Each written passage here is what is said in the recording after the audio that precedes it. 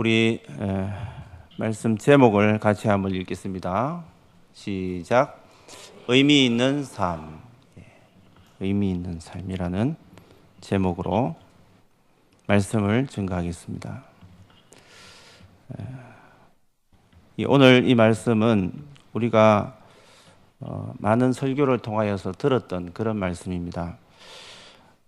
바울이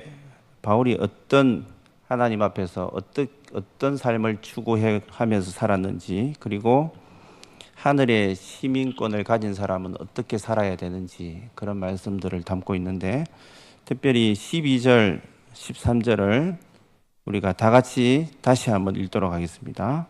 12절, 13절입니다. 시작.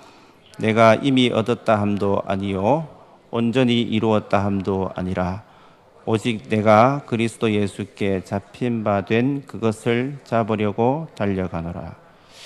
형제들아, 나는 아직 내가 잡은 줄로 여기지 아니하고 오직 한 일, 즉 뒤에 있는 것은 잊어버리고 앞에 있는 것을 잡으려고. 거기까지입니다. 우리가 먼저 살펴볼 내용은 한번 따라하겠습니다. 나를 붙잡으신 예수 그리스도. 우리가 삶을 살아갈 때에 무엇에 내가 붙잡혀 있는가, 그것은 매우 중요합니다. 그런데 여기 이 본문에 보시면 사도 바울이 지금까지는 자기가 원하는 삶, 자기가 옳다고 생각하는 그 삶을 추구하면서 누구에게도 부끄럽지 않을 만큼 올바른 삶을 살았다고 자부하면서 살았지만, 그것이 하나님 보시기에는 결국에는 잘못된 삶이라는 것을 깨닫게 됩니다. 이 앞에 본문에서도 그렇게 많은, 오늘날로 말하면 스펙을 자랑할 만큼 자랑거리가 너무 많았습니다. 유대인 중에 유대인이, 히브리인 중에 히브리인이고, 완전 거의 순수 혈통이고 좋은 가문이고 학벌도 매우 뛰어나고 남부러울 게 없는 매우 탁월한 그런 지성을 가졌던 사람이 분명합니다. 그런데 오늘 이 본문의 12절에 보시면, 후반부를 보시면요, 오직 내가 그리스도 예수께 잡힌 바 된 그것을 잡으려고 달려간다, 이렇게 말씀하고 있습니다. 바울이 붙잡혔다라는 것과 내가 또 무엇을 붙잡으면서 살아가야 할 것인가, 이런 내용들을 담고 있습니다. 이렇게 고백하고 있습니다. 내가 예수님께 붙잡혔다라고 말합니다. 이제 내가 하고 싶은 것을 온전히 지금까지 하는 방식 그대로 할 수가 없는 상황이 된 것입니다. 제가 이 말씀을 보면서 생각을 해보니까 이게 좋은 예일지는 모르겠습니다만 이렇게 예를 들 수 있을 것 같습니다. 야생으로 마음대로 자유롭게 뛰어노는 그 말이 있습니다. 야생마죠. 이 말이 이제 어떤 사람에게 붙잡힌 거예요. 이제 길들여집니다. 길들여지면 어떻게 됩니까? 코삐를 이렇게 재갈을 먹여가지고 이렇게 당기면 왼쪽으로 당겼는데 오른쪽으로 막 달려갈 수 있습니까? 그렇게 할 수 없습니다. 자기가 살아왔던 그 삶의 모든 방식들이 주인에 의해서 결정이 되는 것입니다. 주인이 원하는 방향으로 가야 되는 겁니다. 우리는 이미 예수 믿지 않는 사람들과는 다른 삶의 방향으로 이렇게 접어들었습니다. 예수 믿는 사람으로 예수님께 붙잡혔다 이 말입니다. 예수님께 붙잡힌 이후에 우리가 가지고 있던 습관이나 환경이나 방식대로, 삶의 방식대로 살아갈 수 없게 되었다라는 것을 말씀하고 있습니다. 주인이 원하는 삶의 방식과 그 방향대로 살아갈 수밖에 없는 것이 우리의 삶이라는 겁니다. 사도 바울이 그렇게 고백합니다. 사도 바울의 인생을 보십시오. 자기가 옳다고 생각하는 일들에 앞장서서 일을 하다가 다메섹으로 가는데 예수 믿는 사람들을 잡아 죽이기 위해서, 잡아들이기 위해서, 결국엔 죽이기 위해서 그렇지 않습니까? 그 사람들을 잡으려고 가다가 가는 도중에 자기가 잡힌 거예요. 누구한테 잡혔습니까? 예수님께 붙잡힌 거예요. 예수님께 완전히 사로잡힙니다. 처음에는 당황할 수 있습니다. 그런데 이것이 얼마나 놀라운 은혜인지 모릅니다. 저와 여러분들도 마찬가지입니다. 나를 붙잡아 주신, 나를 잡아주신 하나님의 놀라운 은혜, 그 은혜에 늘 감사할 수 있기를 바랍니다. 이제 우리는 예수님께 붙잡힌 자이기 때문에 그 붙잡힌 목적을 따라서 그 주인의 말씀에 순종하면서 살아갈 수밖에 없는데, 사도 바울이 간절하게 추구하는 삶이 있습니다. 뭘 붙잡고 싶어 했는가 보시면 14절을 한번 같이 읽겠습니다. 14절 시작. 표대를 향하여 그리스도 예수 안에서 하나님이 위에서 부르신 부름의 상을 위하여 달려가노라. 잘 보십시오. 예수님에게 붙잡혔다는 12절에서 말씀하는 것과 14절에서 말씀하고 있는 예수 그리스도 안에서라는 말은 같은 말입니다. 예수님 안에서, 예수 그리스도 안에서라는 것은 이미 붙잡혀졌다 이 말이거든요. 붙잡혀진 인생이 뭘 추구하면서 살아가야 되느냐 하면 하나님이 위에서부터 부르신 그 부름의 상을 향해서 계속 달려가는 삶으로 이미 우리는 접어들었다라고 말씀을 하고 있는 것입니다. 표준 세번역을 제가 한번 읽겠습니다. 14절을 이렇게 기록하고 있습니다. 그리스도 예수 안에서 하나님께서 위로부터 부르신 그 부르심의 상을 받으려고 목표점을 바라보고 달려가고 있습니다. 이렇게 표현을 하고 있습니다. 그러니까 우리가 이미 예수님께 붙잡혔다, 예수님 안에, 그리스도 안에 거하게 되었다라는 것은 그 안에서 분명한 목표점이 뭐냐면 하나님께서 부르신 그 부름의 상을 향해서 지속적으로 달려가는 삶이 되어야 된다라고 말씀하고 있는 것입니다.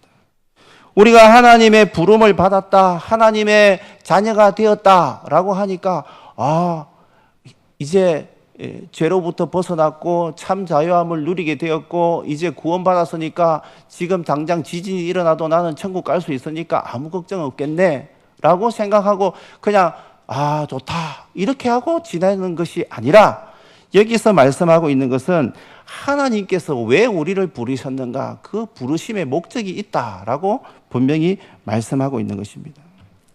그냥 구원받았다는 사실만으로 이 기쁨의 감격에 겨워서 그냥 이렇게 시간을 보내는 것이 아니라 하나님께서 우리를 불러주신 것, 하나님의 이제 자녀가 되었다는 참된 의미가 무엇이냐 하면 이제는 그리스도 안에서 비로소 우리의 인생의 참된 의미가 무엇인지를 깨달았다는 그런 말씀입니다. 우리 인생의 참된 방향이 어떤 방향으로 가야 되는지 깨달았다는 말씀입니다. 우리의 지향할 목표점이 무엇인지, 뭘 소망해야 되는지를 진정으로 깨달았다, 그런 뜻을 담고 있는 것입니다. 사람이 서울을 가려고 해도 부산에서 갈 수 있는 길은 참 많습니다. 이 방향을 잘 잡아야 되지 않습니까? 서울을 가야 되는데 미국 가는 방향을 잡게 되면 어디로 가겠습니까? 서울을 제대로 가기가 힘들다는 겁니다. 하나님께서 부르신 목적을 따라서 예수 안에서 진짜 참된 인생의 방향을 잡게 되었다.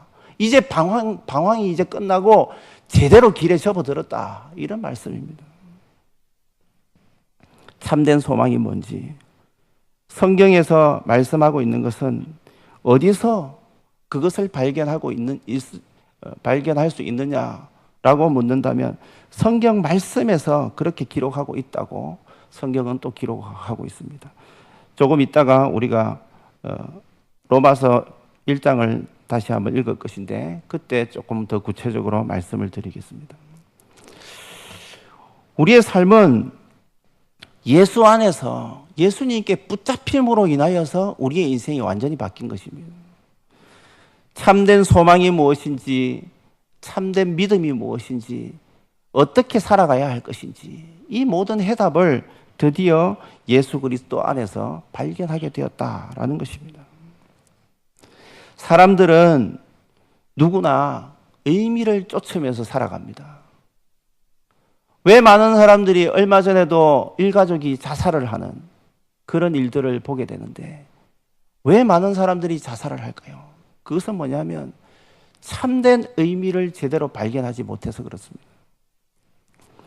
사람들은 누구나 의미를 찾아 쫓아다니는 존재입니다. 그래서 의미가 있으면 참 자기가 살아있는 것이 기쁘고 삶의 보람이 있는데, 그런 의미가 없잖아요.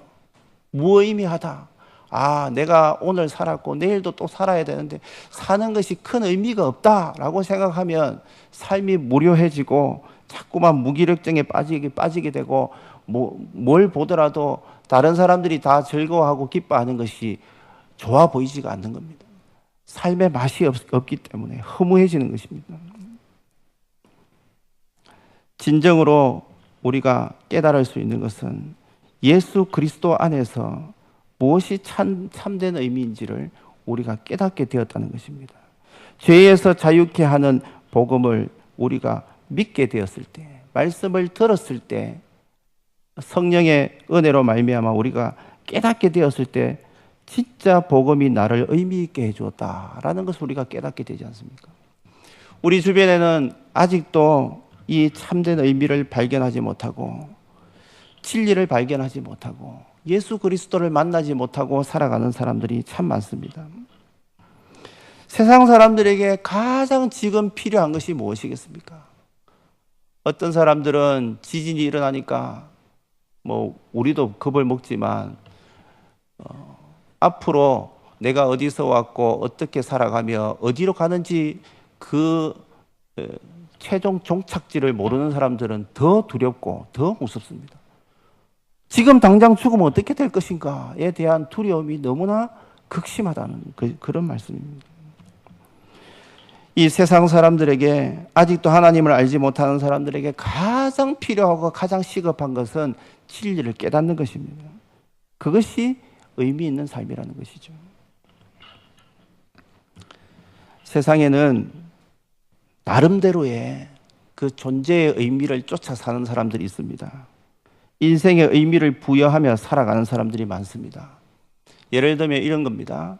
선한 일을 통하여서 뭔가를 계속 성취하고자 하는 그런 사람들.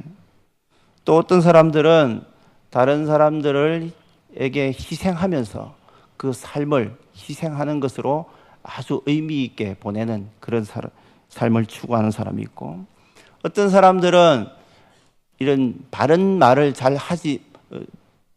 누군가가 두려워서 잘 하지 못하는데 대단히 정의로운 그런 행동이나 그런 말을 통하여서 이렇게 나름 삶의 의미를 쫓아서 살아가는 사람들이 있습니다. 매우 실존적이고 내면적인 그런 삶을 추구하는 사람들이 이 땅에는 많이 있다는 것입니다.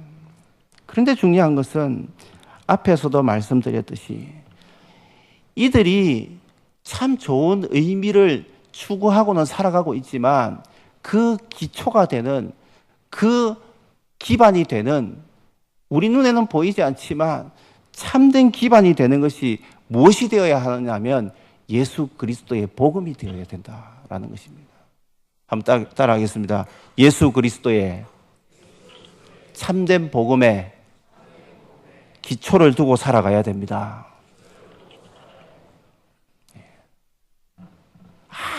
아무리 뒤흔들어도 예수 그리스도, 반석 같은 예수 그리스도를 붙잡고 살아가는 인생은 흔들리지가 않습니다. 믿으십니까? 왜냐하면 이 복음이라는 것은 이 땅에만 존재하는 것이 아니라 이 땅에 살다가 죽더라도 영원한 소망과 연결이 되기 때문에 그렇습니다. 이 복음이 그냥 이 땅에만 존재하는 것이 아니라 이 복음을 통하여서 영원한 생명의 길이 열리기 때문에 그렇습니다. 그렇기 때문에 우리가 반드시 붙잡아야 될 것은 예수 그리스도의 복음이라는 것입니다. 이 복음이 십자가의 복음이고 회복의 복음이고 생명의 복음이기 때문에 그렇습니다.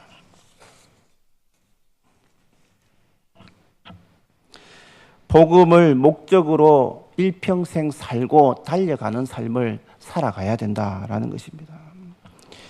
우리 로마서 1장을 같이 한번 보겠습니다. 로마서 1장 1절부터 7절까지 한 목소리를 같이 읽겠습니다. 시작. 예수 그리스도의 종 바울은 사도로 부르심을 받아 하나님의 복음을 위하여 택정함을 입었으니 이 복음은 하나님이 선지자들을 통하여 그의 아들에 관하여 성경에 미리 약속하신 것이라. 그의 아들에 관하여 말하면 육신으로는 다윗의 혈통에서 나셨고 성결의 영으로는 죽은 자들 가운데서 부활하사 능력으로 하나님의 아들로 선포되셨으니 곧 우리 주 그리스도시라. 그로 말미암아 우리가 은혜와 사도의 직분을 받아 그의 이름을 위하여 모든 이방인 중에서 믿어 순종하게 하나니 너희도 그들 중에서 예수 그리스도의 것으로 부르심을 받은 자니라. 로마에서 하나님의 사랑하심을 받고 성도로 부르심을 받은 모든 자에게 하나님 우리 아버지와 주 예수 그리스도로부터 은혜와 평강이 있기를 원하노라. 아멘. 사도 바울이 기록한 로마서입니다. 로마서가 16장까지 기록이 되어 있는데 그 가운데에 1장의 서론 부분을 우리가 7절까지 읽었습니다. 그런데 놀라운 사실은 로마서 전체의 뿌리가 되는 부분이 바로 1장 1절에서 7절인데 여기 1절을 보시면 사도 바울이 이미 예수님께 붙잡혔지 않습니까? 종으로 붙잡혔습니다. 또 사도로 부르심을 받았다고 하고 무엇을 위해서 계속 달려가는 삶이냐면 하나님의 복음을 위하여서 택정함을 입었다라고 말씀을 하고 나서 복음에 대해서 간략하게 설명을 하고 있습니다. 2절을 보시면 이 복음은 누군가가 복음에 대해서 물으시면 복음의 기원이 누구냐고 물으면 하나님이라고 분명하게 대답을 해야 됩니다. 이 복음의 기원이 바로 하나님으로부터 출발을 합니다. 그래서 하나님께서 누구를 통하여서 무엇을 증거하고 있습니까? 선지자들을 통해서 이 메신저들입니다. 누구를 통해서 계속 말씀을 하게 하시는 거예요. 뭘 전합니까? 예수 그리스도를 전합니다. 하나님의 아들을 전하고 있습니다. 그러니까 이 복음이라는 것은 하나님께서 우리를 향하여서 주시는 선물인데 이 복된 소식 아닙니까? 그런데 그 말씀의 핵심이 바로 예수 그리스도라는 말씀이고 오늘 설교의 핵심은 바로 이겁니다. 예수 그리스도를 어디에 담아서 전하고 있느냐? 성경에 기록이 되어 있다라고 기록을 하고 있습니다. 사랑하는 성도 여러분, 우리가 지금 새생명 초청 축제를 준비하는 가운데 있습니다.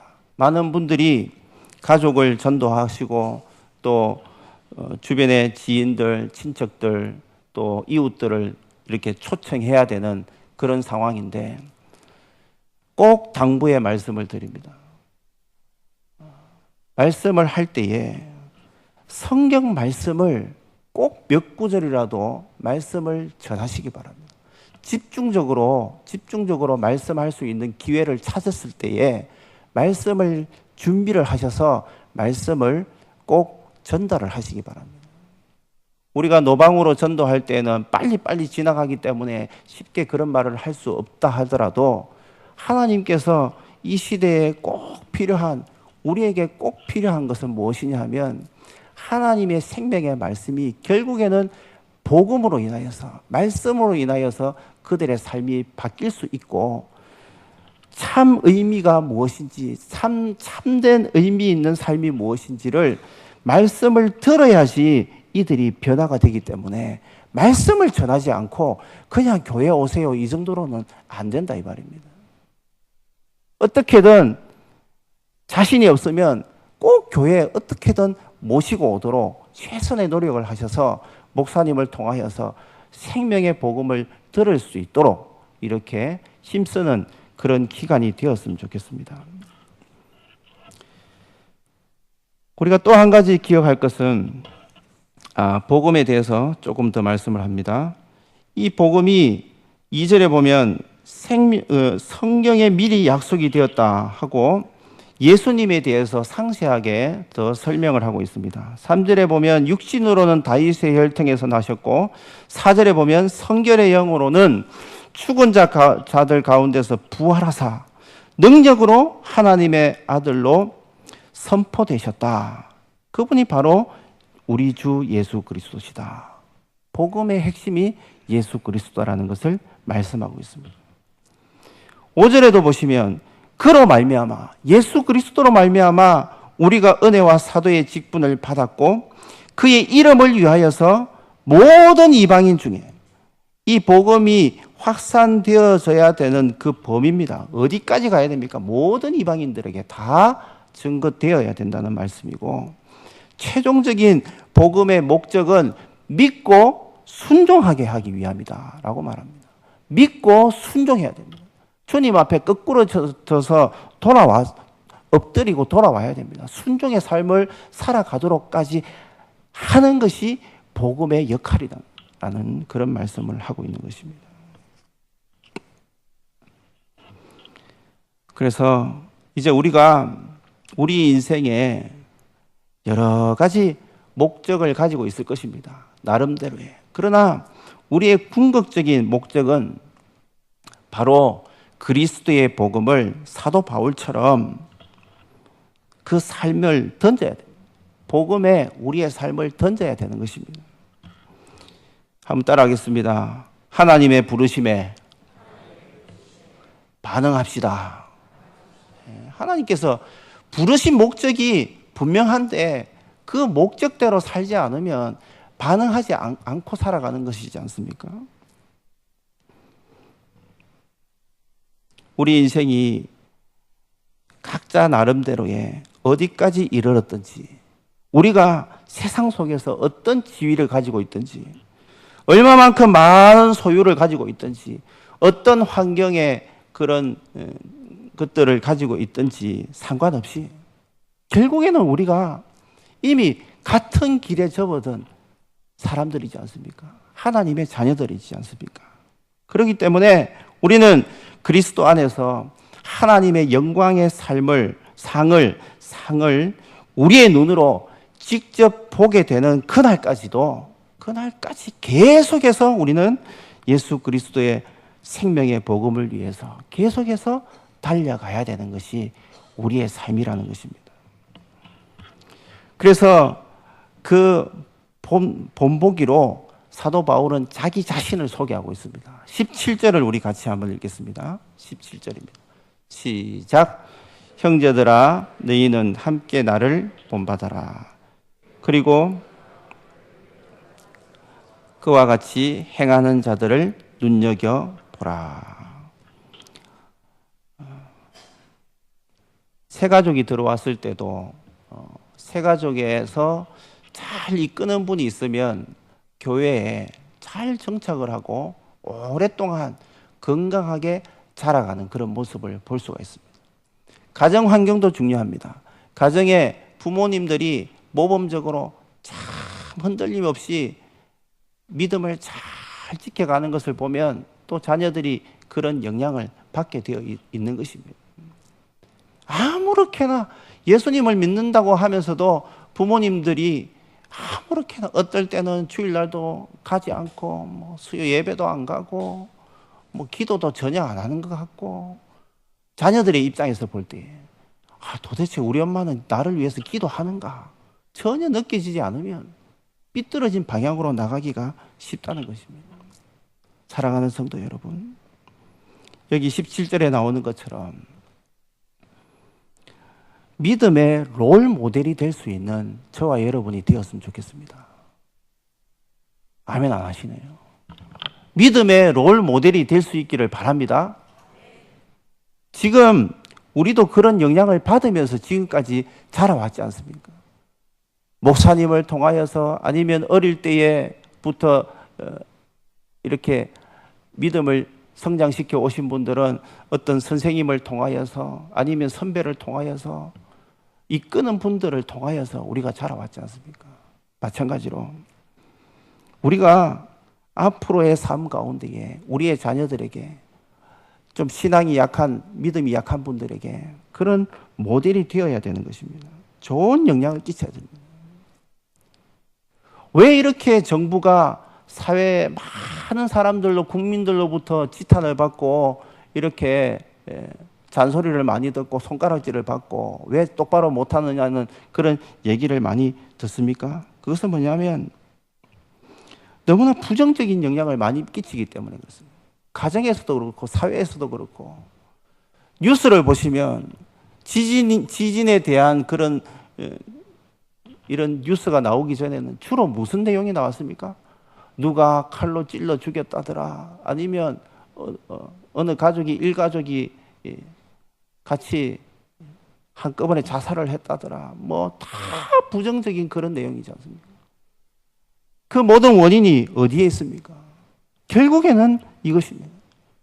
결국에는 예수님을 제대로 만나지 못하면 자꾸만 그런 일들이 자꾸만 터지는 것입니다. 우리가 예수님을 믿는 사람들로서 모범된 주변에 좋은 영향을 끼쳐가는 세상 속에서도 소금이 되고 빛의 역할을 감당하는 저와 여러분이 꼭 될 수 있기를 바랍니다. 왜냐하면 오늘 여기 본문 후반부에도 나오듯이 18절을 보시면 그리스도의 십자가의 원수로 살아가는 사람들이 너무 많습니다. 오늘날 이 땅에 얼마나 많습니까? 예수 믿는 사람들을 자꾸 예수님을 똑바로 못 믿도록 자꾸만 넘어뜨리려고 하는 그런 세력들이 자꾸만 더 많이 지금 불어나고 있습니다.